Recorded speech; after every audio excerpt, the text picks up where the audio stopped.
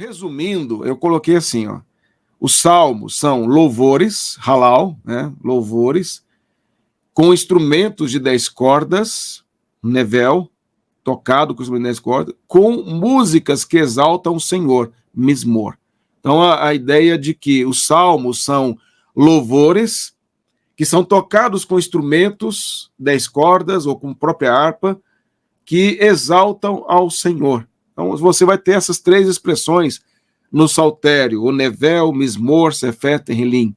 Todos esses três termos, eles estão apenas para mostrar que os salmos eram músicas compostas para serem tocadas com instrumento, seja harpa, seja o próprio saltério, e essas músicas tocadas com instrumentos deveria intensamente louvar e exaltar a Deus por quem Ele é e pelas suas obras. Então, qual que é o foco, a essência, não diria foco, mas a essência do saltério como todo? Exaltar a Deus por quem Ele é, pelas suas obras, com a música tocada com instrumentos. Eu diria um outro resumo aí, dessa maneira aí de exemplificar tudo que eu falei aqui. Então vamos só para não ficar confuso aí, tudo que eu venho tentando mostrar. De forma bem simples e prática, na minha intenção de fala aqui, os salmos, na sua essência, são músicas, poesias para serem tocadas com instrumentos, seja harpa, seja tamboril, seja o próprio saltério, do instrumento de 10 cordas, ou outro qualquer instrumento que a gente desconheça, mas esses são citados no próprio Salmos. São músicas inspiradas para serem tocadas com instrumentos cujo conteúdo dessas músicas exaltam a Deus e as suas obras em favor do seu povo, certo? Então, veja, esse é um direcionamento bíblico para a igreja cantar louvores a Deus através dos salmos. Agora, não estou defendendo que, como alguns defendem, reformados, né, que só pode cantar salmos, que são inspirados, né, salmodia, não defendo jamais isso, até porque no Novo Testamento nós temos cânticos que a igreja entoou, tanto a redimida, restaurada, como também, por exemplo, Paulo cita lá um cântico que era, lá em Timóteo, que era cantado pela igreja primitiva. Deus dá essa liberdade de composição. Então, teríamos que rejeitar Castelo Forte, Mais Perto Quero Estar, e tantas outras músicas e hinos que o Senhor, se paz a mais doce me deres gozar, né? Que hino lindo esse, composto dentro de um momento de profunda aflição. Músicas belas que marcaram e marcam a igreja ao longo da história, que Deus usou. Agora, o que nessa parte musical, o que os salmos, além de outros aspectos, né, que a gente vai ver teológicos, que são os mais importantes aí, mas a essência dos salmos, do saltério, deve nos ensinar é que Deus tem que ser exaltado por quem Ele é e pelas obras dele em favor do seu povo.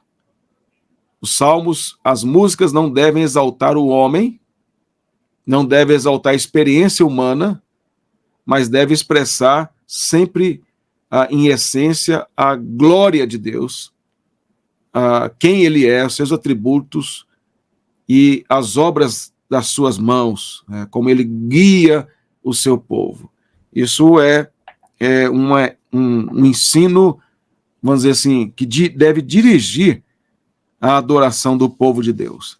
Qualquer tentativa de exaltação do cantor, do conjunto, do homem, da igreja, da experiência humana e não da exaltação de Deus, é contrário ao princípio bíblico. Aí alguém pode dizer, não, mas tem salmos que falam da experiência dos salmistas e tal. Sim, é verdade. Mas todas essas experiências são voltadas para Deus, para que Deus direcione, clamores a Deus. Então, sempre é voltado para o Senhor. Sempre é voltado para colocar Deus como centro de tudo. Então, isso aí diria que de tudo que eu falei aqui, o mais importante é entender isso, compreender essa questão aí. Vamos lá. Salmos e o Novo Testamento. Nós temos aí 196 citações diferentes dentro do Saltério. No Novo Testamento são citados 196 vezes textos do Saltério. Diferentes lugares, partes do Saltério. Se você pegar as 196 citações que o Novo faz do Saltério, corresponderia a 35 salmos que são citados. Então, veja, 196 citações são partes de salmos. Essas 196, elas estão espalhadas em 35 salmos. Então, alguns salmos são mais citados do que outros. Não são 150 salmos citados no Novo Testamento. Porém, quando se fala livro dos Salmos, está se referindo ao que nós temos hoje de saltério. Era a maneira como Jesus se referia ao que nós, como falar assim, lei de Moisés, nós sabemos que é o Pentateuco. Moisés é o Pentateuco. É a maneira como o judeu se referia àquele compêndio lá, inspirado, no caso o Pentateuco, nesse caso aí, os 5 livros do saltério. Existem alguns aí hereges, né, que têm falado que foi Constantino que determinou quais são os livros do Antigo Testamento que são inspirados. Isso é uma mentira absurda. O Senhor Jesus já usava o que nós temos hoje de Antigo Testamento, a Tanakh.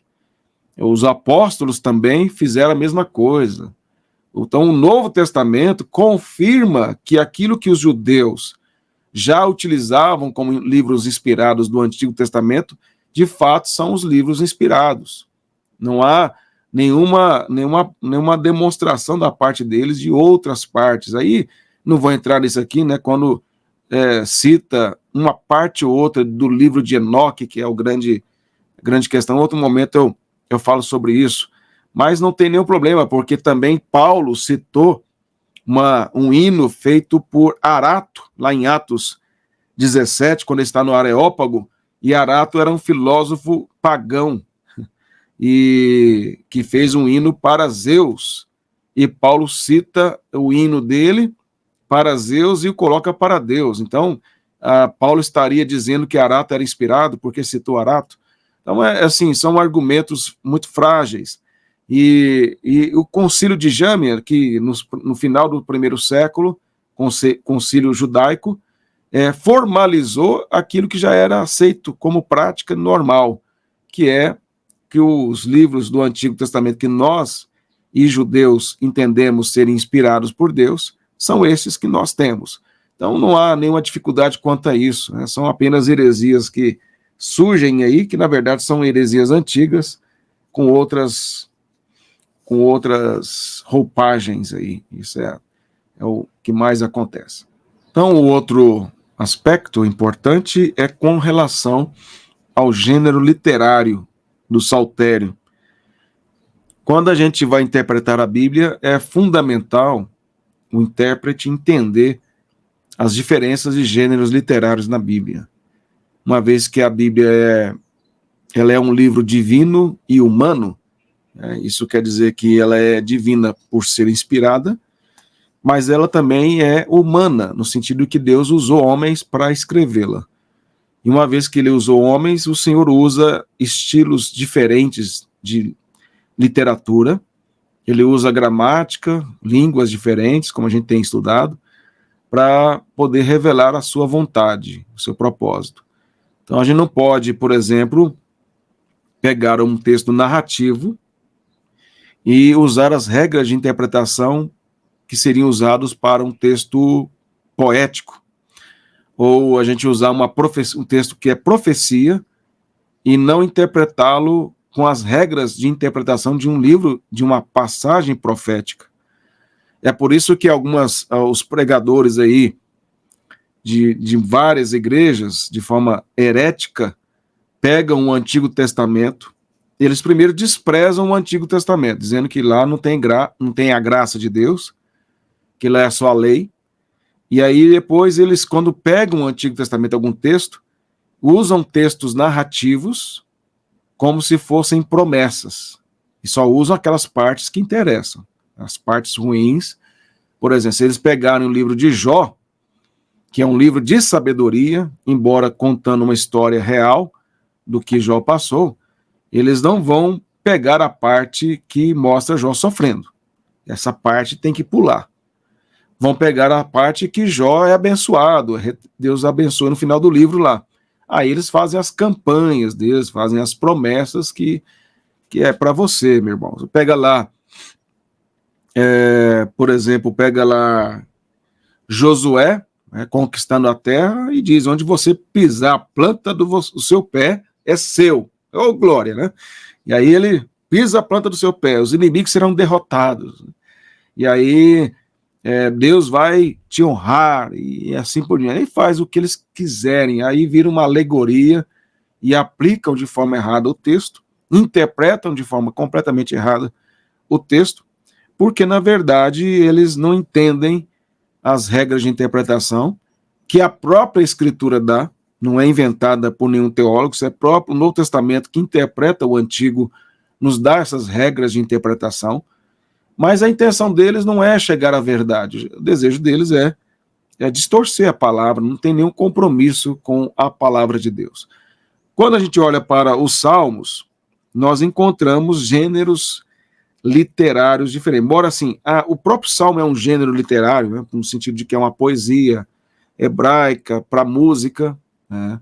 Então, algumas, se você olhar, por exemplo, alguns livros de introdução, coloca os Salmos, o Saltério, como parte de sabedoria, mas não é. Os Salmos não é poesia hebraica, ela é uma poesia caracterizada pelo paralelismo, totalmente diferente. Embora nos livros de sabedoria como Provérbios, Eclesiastes e Jó, nós encontramos a sabedoria ali, né? Só para ficar claro, Jó, para mim, é um personagem histórico, e não há dúvida quanto a isso. O que aconteceu com ele foi histórico. Porém, a maneira como o propósito ali é de transmitir sabedoria. E a característica da sabedoria, ou de literatura de sabedoria, aquele enigmático. Quem achará? Essa é uma característica. Embora a literatura de sabedoria, utilize também de paralelismos, né? Em Provérbios tem muito isso. Uma situação em contraste com outra. Porém, nos Salmos a gente vê essa característica não enigmática, mas ela é paralelismo. A gente vai ver sobre isso, sobre paralelismo. O Saltério, ele expressa de forma poética, inspirada, aquilo que Deus quer revelar. Agora, interessante também que há salmos que, poeticamente, de forma poética, né, para música e tal, de forma poética, fala dos atos de Deus no passado em favor do povo, ou da incredulidade do povo, principalmente com relação à libertação do Egito, à peregrinação. Há muitos salmos que falam disso, de que o povo se rebelou contra Deus, que foram incrédulos, que endureceram o coração, que Deus os libertou do Egito, que Deus humilhou os reis. E esses fatos estão no Pentateuco. E eles são cantados. Por quê? Porque ser cantado a história e as verdades doutrinárias, né, que a Bíblia nos dá, faz com que a gente memorize. A gente memoriza aquilo. Eu estava até no Instituto dando esse exemplo de memorização por meio da música. Como eu gosto muito de moda de viola, da música antiga aqui, e aí o Eduardo é venezuelano, não vai entender, talvez. Eu acho que porque morou em Goiânia já sabe como é que são as músicas, né, de viola lá. E tem algumas músicas de viola, porque a música de viola, ela tem começo, meio e fim, né? Não é como essas porcarias de música sertaneja de hoje. Essa aí é tudo só besteira que fala, né? Só imoralidade. Não tem nada de sertanejo nelas. Nem viola, acho que tem mais. Mas a música de viola, tirando aquelas que eram católicas, né, que falavam do catolicismo, a gente rejeita, mas aquilo que era verdade correta à luz da Bíblia, por exemplo, tem músicas que fala lá do coro de boi, né? E coro de boi, a história é: um pai cria 10 filhos, 10 filhos não criam um pai. E aí conta lá a história do filho que não honrou o pai, e aí ele é envergonhado pelo próprio, pelo próprio filho, que é o neto desse que foi desonrado. Então a história não sai da mente, porque você ouve a música que tem uma lição de vida, tem uma história. Franguinho na panela, né? O camarada que trabalhava bastante, passava até fome trabalhando ali, para que a esposa e os filhos pudessem comer um franguinho na panela. E aí fala da relação dele de amor com a esposa, com os filhos e tal. Isso é um bíblico, né? A história é muito correta. Um homem provedor, um homem que cuida da sua casa, que se sacrifica pelo bem da esposa e dos filhos. Você nunca mais esquece isso. Aí tem outros, né? Franguinho na panela. Não, franguinho eu já falei, né? Tem uma outra música lá, que agora fugiu o título da música, mas camarada para no restaurante à beira da estrada e ele fala algo assim, faz uma gracinha com a mocinha que atende, que trabalhava com o pai e a família no restaurante, e aí o pai fica sabendo e era muito bravo, faz o cara comer um frango cru.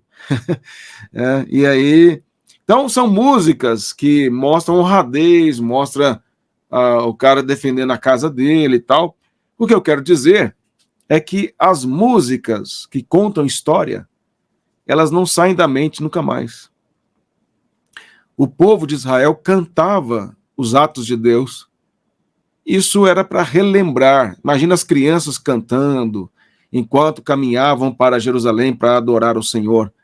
Tudo isso eram maneiras que Deus usou ali para esse propósito. Agora, dentro desse gênero geral aí do saltério, vamos dizer, dos salmos, que é de poesia para cântico tocado com instrumentos, como eu coloquei, louvores ao Senhor, existem salmos que falam da história, salmos que falam de confissão de pecados, salmos que falam de confiança em Deus, salmos que falam de ações de graças, e assim por diante. Então, é preciso entender, antes de interpretar um salmo, saber que gênero que ele é. Ele é louvor ao Senhor? Ele é uma confissão de pecados? Ele é de ações de graças? Ele fala de sabedoria, de realeza de Deus, e assim por diante. Então, isso porque às vezes a pessoa interpreta de forma completamente fora. Aqui eu mostro aqui, a partir de um programa, né, a variedade de gênero literário saltério. Você tem as bolinhas aí com cada número dos salmos, né, e classificado aí de acordo com esses gêneros aí, de lamentação, realeza, sabedoria, ações de graças, de hino de confiança, de louvor e assim por diante. Isso aí ajuda bastante. Até por isso que não sei se foi para você que eu falei, para o Instituto, que esse critério que era usado aqui muito no passado, e ainda alguns utilizam, de ler um salmo de acordo com a idade da pessoa quando ela faz aniversário, isso é algo terrível, né? E aí eu até brinquei, imagine alguém fez 51 anos, e aí você lê o Salmo 51, Davi confessando pecados. Ela fez 32 anos, e você lê o Salmo 32, que Davi está confessando os pecados. E aí como é que você vai aplicar? Um dia está dizendo que a pessoa está em pecado, e ela precisa confessar os seus pecados. Ela fez 88 anos, E aí tem o Salmo 88, que fala do justo lá sendo afligido até o final do Salmo. E não sai daquela situação. Ela fez 22 anos. Deus meu, por que me desamparaste? Aí a pessoa lê no dia do aniversário. Não tem sentido nenhum isso aí, é ignorância. Mas as pessoas acham que os salmos podem ser interpretados de qualquer forma e elas não se preocupam com isso. Outra coisa importante é que os escribas, né, que eram aqueles que se dedicavam ao estudo do Antigo Testamento, que nós chamamos de Antigo Testamento, e é importante dizer que quando a gente fala escriba, dá até um arrepio, né, porque Jesus combateu escribas e fariseus, mas ele combateu não a função deles, ele combateu a hipocrisia daqueles. Ele combateu a maneira como eles interpretavam, o caráter deles e assim por diante. Mas nós temos, por exemplo, Esdras, que era um escriba, e muito piedoso, um homem de Deus. Então, muitos escribas foram fiéis ao Senhor ao longo da história, e como que um escriba, ele sabia que aquele texto ele era um salmo, uma poesia hebraica. Existe uma forma codificada para isso, né? Como você, por exemplo, pega lá aquele comprovante de pagamento lá do que o banco dá. Esse aqui é um comprovante de depósito. Por quê? Porque ele tem as características, tem a cor do papel, o formato do papel, a maneira da impressão ali, o código que vai naquele comprovante também, os dados têm que estar todos corretos. Existem vários aspectos que devem ser levantados para que você tenha certeza que aquele é um comprovante de bancário. Nós, leigos, temos como observar, mas ainda é possível a gente ser enganado, né? Hoje nem tanto, porque ainda mesmo que é digital, é possível. Agora, alguém que trabalha com banco, ele tem os critérios mais técnicos ainda para saber que aquele comprovante é verdadeiro ou não. Exemplo, nós, leigos na área, temos alguma dificuldade para notas de dinheiro falsa, nota falsa. A gente pode ser enganado por alguém que faz muito bem feito ali. Agora, alguém que trabalha com banco e tem contato constante com dinheiro, agora está menos, né? Porque Pix é tudo digital quase, mas tem contato, os antigos têm contato muito com dinheiro verdadeiro. Quando ele pega o falso, ele já sabe se é falso. Ele já sabe, ele não precisa conhecer todos os falsas notas, ele precisa conhecer o verdadeiro. Mas existem lá critérios para que ele faça isso. No caso, até comerciantes, né, tem lá uma canetinha lá que passa, não sei o que faz lá, e ele sabe que aquela nota de 50 ou de 100 é verdadeira ou falsa. Ele sempre dá uma olhada assim na luz, no negócio, para ver a impressão e assim por diante. O que eu quero dizer é que essas técnicas aí, elas são criadas a partir de um padrão que existe de notas ou comprovantes de pagamento. Quando o escriba olhava para a poesia, ele sabia que aquele texto era poético porque tinha características próprias de um livro ou de um texto poético. Existia ali critérios, as linhas deveriam ser bem estruturadas e contadas, as letras alinhadas, havia um código ali a ser decifrado a partir daquela poesia. O que eu posso dizer é que a poesia hebraica ela é uma obra de arte. Se a gente pensar o seguinte, vamos pegar salmos que são acrósticos, que é o Salmo 19, Salmo 119 e outros. Vou pegar o Salmo 119, que é o maior do saltério. O Salmo 119, em cada parágrafo, vamos colocar assim, começa com uma letra do alfabeto hebraico. Mas não é só o parágrafo, começou lá na primeira linha. Cada linha daquele parágrafo tem que começar com aquela letra do alfabeto hebraico. E essas linhas têm que complementar uma a outra ou fazer contraste. que é o paralelismo do hebraico. E isso tem que revelar também cada parágrafo daquele, com cada linha que corresponde a essa primeira letra, essa letra do alfabeto hebraico, tem que transmitir um ensino que vai corresponder e ser ampliado com os próximos parágrafos, que vão começar com outras letras do alfabeto hebraico. Então, veja, fazer algo assim é só quem era realmente habilitado para fazer. E o escriba olhava, tá certo isso aqui, ó, tá dentro dos padrões de uma poesia. Vamos imaginar dentro da poesia que nós praticamos no Ocidente, que tem a ver, a poesia ela é basicamente feita com rimas, né? Agora, é só rimar? Não, não tem nada a ver, né? Sabão e limão, né? Não tem nada a ver. Então, não é só rimar o negócio. Você tem que fazer uma rima coerente, com lógica, que expressa conteúdo interessante, que expressa uma harmonia entre as linhas e o pensamento, que começa com uma rima e termina com uma rima coerente, uma conclusão coerente. Eu não sou dado à poesia, né? Sou meio bronco para isso, na questão de, nunca fui de ler. Uma vez um professor falou assim perto de mim, eu já não era mais aluno dele, já era pastor, e ele falou assim, não, mas não lembro exatamente as palavras, mas é mais ou menos assim, que era inconcebível que algum homem não lesse, homem crente, né, algum pastor não lesse poesia. Aí eu falei assim, eu não leio. Aí ele quis remendar, né, quis dar uma...